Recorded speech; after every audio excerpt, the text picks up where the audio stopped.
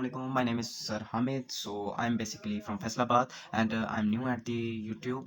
So मैं फैसलाबाद से basically belong करता हूँ। मैंने अपना इंटर क्लियर किया, ये मेरा फर्स्ट टाइम है यूट्यूब के ऊपर। सो मुझे ज़्यादा नहीं पता कि क्या यूट्यूब कैसे वीडियोस बनती हैं, तो अभी सिंपल वीडियो बना रहा हूँ स्नैपचैट के ऊपर। सबको पता लग ही रहा होगा जैसा का फिल्टर लगा हुआ है, और स्टैंड भी नहीं अभी मैंने लिया, इंशाल्लाह ले लूँगा तो अच्छी वीडियोस आप तक कन्वे हो जाया करेंगी। तो मैं बेसिकली मैट्रिक और इंटर लेवल के बच्चों को पढ़ाता हूँ। मेरे राउंड अबाउट मेरे पास माशाल्लाह 40 to 50 स्टूडेंट्स हैं एंड बढ़ ही रहे हैं, कम तो अल्लाह की देन है। बाकी मेरे स्टूडेंट्स हैं कुछ, उन्होंने मुझे कहा था कि सर आप यूट्यूब पे वीडियोस बनाएं ताकि हमारे लिए भी आसानी हो और वो गेट थ्रू हो सकें डिफरेंट नॉलेज के ऊपर। कि मैथ्स का यानी कि एक तरीके का लेक्चर कन्वे करता हूँ, लेकिन डिफरेंट थिंग्स के ऊपर भी वीडियोस बना के आपको इंशाल्लाह कन्वे करूँगा और आप तक पहुँचाऊँगा। बोर्ड पर पढ़ाता हूँ बेसिकली, मैं अकेडमी में पढ़ाता हूँ, तो बाकी आप तक लेक्चर्स पहुँचा करेंगे। You are in safe hands. जगह के लिए नया हूँ, फील्ड में नहीं। Start our first semester of BS Electrical Engineering Simple Mathematics, which is about the calculus and analytical geometry. Let's start from our chapter number 1 of calculus and analytical geometry books, exercise 1.2, the basic startup of the first semester students for the EE means electrical engineering, and for other BS mathematics students it will also be valuable data for them. So let's start. Evaluate the indicated limits. As per as you read in the FSC pre-engineering maths, you know about the limits, how to put the limits in the values. So limit को apply करने का एक ख़ास तरीका होता है। First of all हमें पता होना चाहिए कि लिमिट क्या होती है। एफएससी वालों के लिए ये थोड़ी सी इजीनेस होती है इनको पढ़ने में और इनको सोल्यूशन करने में। सो डिप्लोमा वाले जो होते हैं वो डायरेक्टली डिप्लोमा करने के बाद जब डिग्री लेने आते हैं बीएस की, तो उनके लिए मुश्किल होती है मैथ्स के अंदर ज़्यादातर। बेसिक इलेक्ट्रॉनिक्स के बारे में तो वो सब जानते होते हैं, लेकिन मैथ्स के अंदर वो आके फंस जाते हैं और ग्रेड कम ले जाते हैं, जिसकी वजह से उनकी डिग्री वैल्यूएबल के बजाय अनवैल्यूएबल बन जाती है। सो उस कमी को दूर करने के लिए आज मैंने ये जो सारा लेक्चर आपके लिए बनाया। So let's start our lecture. Limits, here the arrow means approach, it means x, this sign shows the approach that x approaches to 2. Okay, अब देखना हमने ये है कि डिनोमिनेटर और न्यूमरेटर का हमें पहले पता होना चाहिए कि what is numerator and denominator. It's a simple basic things that you know about.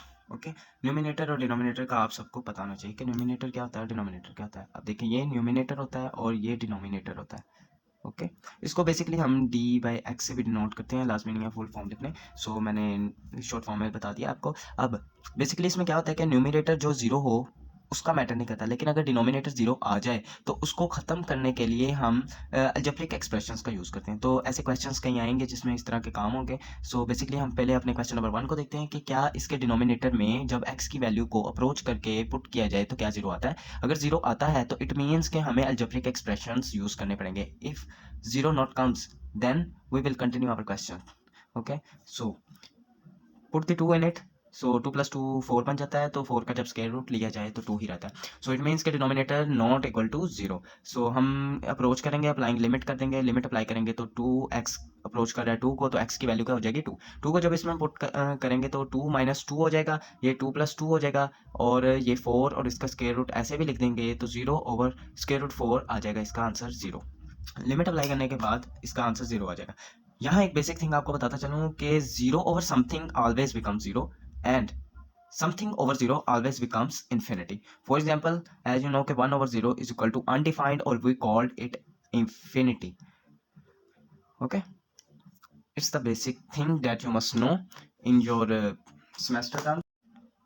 ठीक, उसके बाद आपको अब तक इंशाल्लाह क्वेश्चन नंबर 1 तो समझ आ गया होगा। अब हम आगे बढ़ते हैं अपने क्वेश्चन नंबर 2 के ऊपर। तो इसके अंदर क्या है, x³ - 1 ओवर x - 1 और लिमिट x अप्रोच कर रहा है 1 को। अब हमने देखना है कि डिनोमिनेटर जो है वो 0 होता है कि नहीं, जैसे कि हमने क्वेश्चन नंबर 1 में देखा था, इसमें नहीं था, तो हमने अपनी लिमिट अप्लाई कर दी।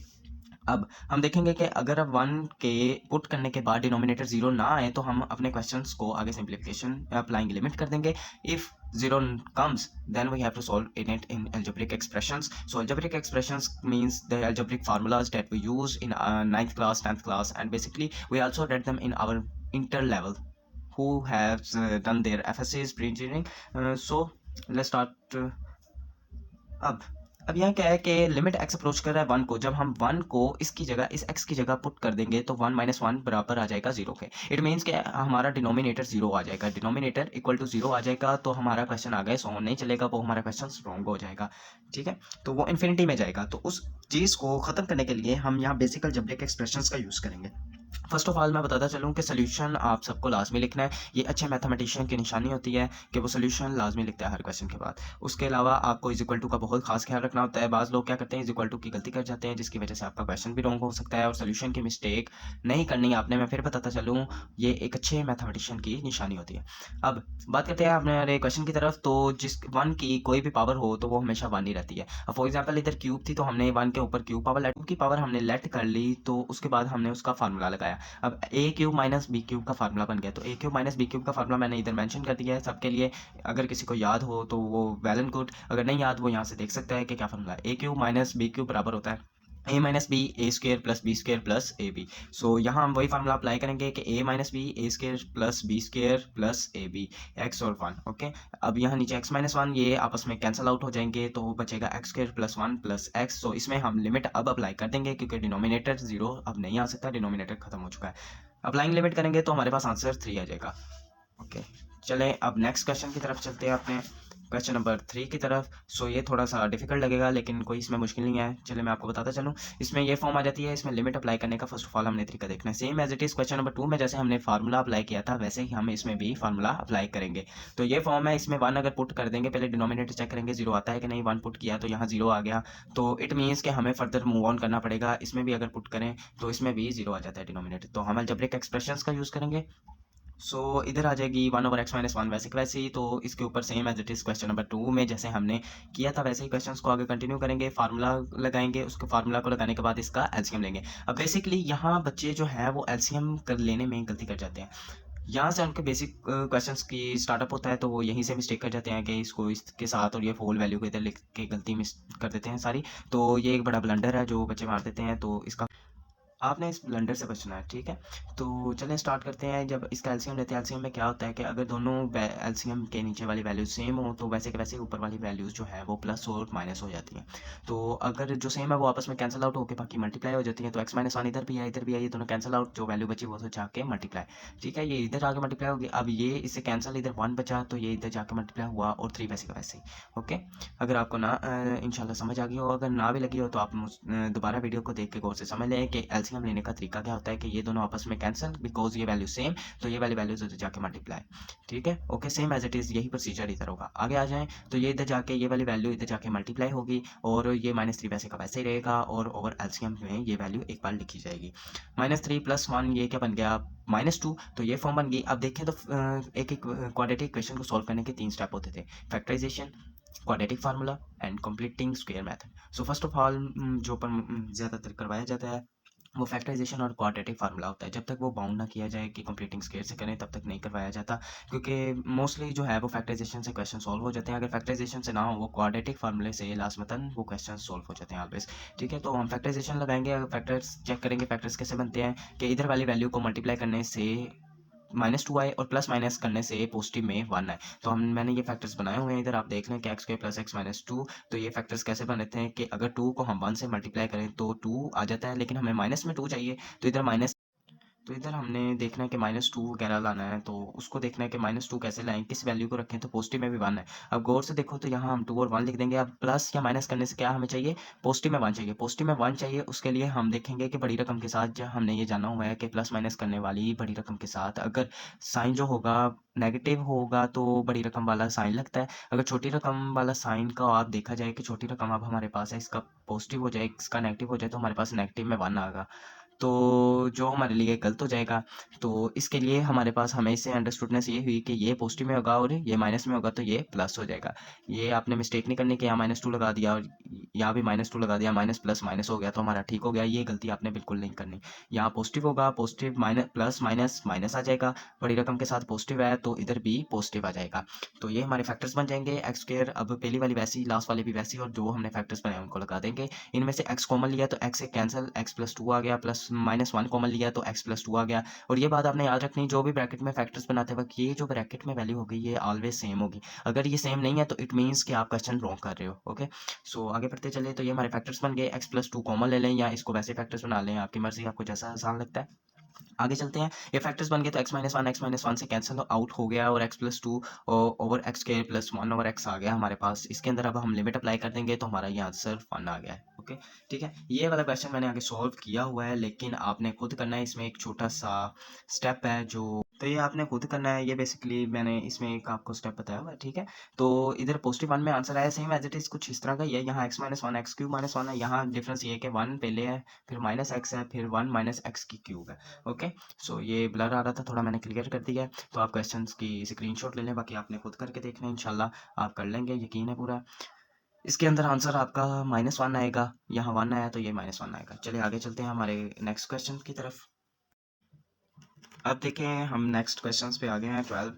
अब बेसिकली जो मैंने पीछे आपको क्वेश्चंस सिखाए हैं स्टूडेंट्स, वो क्या है कि उनमें सिंपल डिजिट्स दिए हुए हैं, कांस्टेंट नंबर्स गिवन है, जिसमें x अप्रोच कर रहा था हमारा किसी भी कांस्टेंट नंबर के साथ। तो इसमें बेसिकली क्या होगा कि फॉर एग्जांपल हमने जैसे ये क्वेश्चन में देखा कि इसमें x अप्रोच कर रहा है 1 को, लेकिन अब हमारे पास ऐसे क्वेश्चंस आए हैं कि जिनमें x अप्रोच कर रहा है इन्फिनिटी को। अब इसमें आके बंदा स्टक हो जाता है कि ये क्वेश्चंस कैसे सॉल्व करें। सो आपको लेट मी क्लियर, कि मैं आपको क्लियर करवाता हूँ इस चीज़ के बारे में, ये कैसे करना है। सो बेसिकली आपने जो 3 अभी क्वेश्चंस बेसिक मैंने आपको सिखाए, इनकी मदद से इंशाल्लाह जो स्टेप मैंने आपको स्टेप बाय स्टेप चीज़ बताई है ये आप फॉलो करेंगे तो इस तरह के आने वाले कोई भी क्वेश्चंस आप सॉल्व कर सकते हैं। अब इन्फिनिटी पे आ जाते हैं कि इन्फिनिटी वाले क्वेश्चंस का भी मैं आपको स्टेप और ट्रिक बताता हूँ कि कैसे आपने इनको फ़ौरन सॉल्व करना है। ये मैंने स्टेप बाय स्टेप थोड़ा सा किया हुआ है, इसको हम डायरेक्ट भी कर सकते थे, लेकिन आपकी आसानी के लिए मैंने स्टेप बाय स्टेप इसको थोड़ा सा सॉल्व किया। तो फर्स्ट ऑफ ऑल सोल्यूशन आपने लिखना नहीं भूलना। जब इन्फिनिटी आ जाए तो अब आपने क्वेश्चंस को सॉल्व कैसे करना है, ठीक है। तो इसमें क्या होगा, लिमिट x अप्रोच कर रहा है इन्फिनिटी को, तो हमारे पास ये वैल्यू है। तो हमने इसको देखना है कि हाईएस्ट पावर कौन सी है। अब इसमें हाईएस्ट पावर हमारे पास एक्स स्क्वायर है स्क्वायर रूट के अंदर, ठीक है। हाईएस्ट पावर क्या है, एक्स स्क्वायर, इसके अंदर हमारे पास पावर 1 है, ठीक है। तो हमने इसी की पावर के साथ इसी वेरिएबल को डिवाइड कर देना है दोनों के साथ। तो x square divided by x square plus 1 over x square. तो मैंने आपको जैसे बताया कि 1 over 0 is equal to infinity, and infinity किसके बराबर होता है, इन्फिनिटी अनडिफाइंड होता है। ये आपको बेसिकली ये पता होना चाहिए कि क्या चीज़ होनी चाहिए। ये 1 ओवर 0 बराबर होता है इन्फिनिटी। चलिए आपको इतना पता लग गया, 1 over 0 is equal to infinity होता है। लेकिन आपको ये भी बताता चलूँ कि इन्फिनिटी भी 1 ओवर 0 के बराबर होता है, ठीक है। 1 ओवर इन्फिनिटी बराबर किसके होता है, फिर वो भी जान ले, 1 ओवर इन्फिनिटी बराबर होता है 0 के। ओके, ये आपको बेसिक थिंग्स हैं, आपने देयर फोर लगा के साइन ये देयर फोर का होता है, ये आपको पता होनी चाहिए, ये आप देख लें। उसके बाद आ जाते हैं अब हमारे नेक्स्ट क्वेश्चन की तरफ। So what we will do here is simply that के इसकी पावर्स कटिंग हो गई, ये इससे कैंसिल तो 1 प्लस 1 ओवर एक्स स्क्वायर, और ये इसमें कैंसिल तो 1 बचा, 1 प्लस 1 ओवर एक्स। ओके, तो 1 ओवर एक्स के अप्रोच करेंगे, अप्लाइंग लिमिट करेंगे तो डायरेक्टली हम लिख देंगे 1 प्लस 0, बिकॉज समथिंग ओवर 0 या समथिंग ओवर इन्फिनिटी बराबर होता है 0 के, जैसे कि इस स्टेप में हमने देखा है। तो हम इसको इन्फिनिटी की जगह क्या लग जाएगा, 1 ओवर इन्फिनिटी किसके बराबर है, 0 के। तो 1 प्लस 0, 1 प्लस 0 ये 1 आ गया, 1 का स्क्वायर रूट लें तो 1 ही आएगा, तो ये इसका आंसर 1 आ गया। इंपॉर्टेंट चीज़ मैंने इधर बताई हुई है, 1 ओवर 0 अनडिफाइंड होता है, इन्फिनिटी होता है 0 को। अगर इन्फिनिटी से आप मल्टीप्लाई करवाएं तो definitely it will become 0, but if you multiply 1 with infinity it becomes infinity, 2 multiplication of infinity also becomes equal to infinity. If you take square of the infinity then it will also become infinity, but remember that if you multiply 0 with the infinity then it will become 0. So here the basic knowledge of the infinities today. One more question we will do and it will be end. So I will convey the next lecture to you in my next video. So basically let's start our next question of 4x cube minus 2x square plus 1. It's the last question of today. Okay, ये आपने करना है फिर, ठीक है। ये भी question एक है हमारा, लास्ट है आज का टॉपिक। चलिए हम इसको करते हैं कि क्या है इसमें कि एक्स अप्रोच कर रहा है इन्फिनिटी को। ओके, तो इसमें हाईएस्ट पावर हमारे पास क्यूब की पावर है, ठीक है। ये क्यूब की पावर हमारे पास हाईएस्ट है इसकी, तो हम इसको सॉल्व कैसे करेंगे। इन्फिनिटी के अंदर कैसे सॉल्व करते थे कि हाईएस्ट पावर जो होती है वो क्या हो जाती है, डिवाइड हो जाती है। आपको इसको क्या करना है, डिवाइड कर देना है इधर। तो इसके नीचे भी क्यूब की पावर आएगी, ये ना हो कि आप कहेंगे भाई इधर स्क्वायर की पावर है तो इधर एक्स स्क्वायर के साथ divided, no, the question will be wrong. Okay, तो इधर आप क्यूब की पावर के साथ डिवाइड करेंगे, तो ये आपने किया क्यूब की पावर के साथ, तमाम के साथ, ये जैसे आप देख रहे हैं डिवाइड किया तो ये कैंसिल हो गया, 4 हो गया, -2 over x plus 1 over x cube. ये बेसिक थिंग्स हैं जो आपको कटिंग में इंशाल्लाह मुझे नहीं लगता कि आपको कोई इशू होगा कटिंग में। आप अभी माशाल्लाह अगर कोई ग्रेजुएशन कर रहा है, ये मैं बेसिकली उन बच्चों के लिए बना रहा हूँ जो रिसेंटली यानी किसी भी फील्ड में मैथ्स के अंदर जा रहे हैं, तो बेशक जब हम जा रहे थे बीएस इलेक्ट्रिकल इंजीनियरिंग के अंदर, हमें भी नहीं पता था कि हमारा टॉपिक मैथ्स से रिलेटेड भी कोई होगा। तो बेसिकली जो इंजीनियरिंग होती है उसमें मैथ्स लाजमी होती है, क्योंकि मैथ्स के बगैर कुछ भी नहीं है। सो बेसिकली आप देखें क्या करना है, इधर से ये कैंसिल आउट हो गया है, तो 2x अप्रोच कर रहा है हमारा इन्फिनिटी को, जब लिमिट अप्लाई करेंगे समथिंग ओवर इन्फिनिटी बराबर होता था जीरो के। ये मैं आपको पहले भी बता चुका हूँ कि समथिंग ओवर इन्फिनिटी बराबर होता है जीरो के। तो इधर आ जाएगा जीरो, ये 4/3 हमारा आंसर आ गया। अब ये आप क्वेश्चंस गौर से देख लें, ये वाला क्वेश्चन ये आपने खुद करना है, ठीक है। ये आप खुद करेंगे और मुझे मेंशन कर देंगे कहीं पे भी, मुझे कमेंट्स में या डीएम कर दीजिएगा आप, मैं आपको अपना व्हाट्सएप दे दूंगा, ठीक है। सो बिजी होता हूँ थोड़ा, ठीक है। आज के लिए हमारा इतना ही था लेक्चर, बाकी इंशाल्लाह हम कंटिन्यू करता रहूँगा, जैसे ही मेरे पास टाइम होगा मैं इंशाल्लाह इस इलेक्ट्रिकल इंजीनियरिंग वगैरह या कोई भी इंजीनियरिंग के मैथ्स के ऊपर आपके के लिए वीडियोस बनाता रहूँगा। आप मुझे बस बता दीजिएगा, डीएम कर दीजिएगा, कोई भी चीज़ आपको समझ में ना आए तो I will be there for you. Okay. So basically क्या होता है कि मैं थोड़ा सा इसलिए बिजी होता हूँ, मैं खुद भी पढ़ाता हूँ स्टूडेंट्स वगैरह को, मेरे को माशाल्लाह बड़े स्टूडेंट्स हैं, 9th और 10th एंड इंटर लेवल के भी पढ़ते हैं मेरे पास। सो टाइम कम होता है, मैं कोशिश करूँगा बोर्ड के ऊपर अपना जो लेक्चर उनको कन्वे करता हूँ आपके साथ भी वो शेयर करूँ। इंशाल्लाह बहुत जल्द हम मिलेंगे and hope you will get me soon.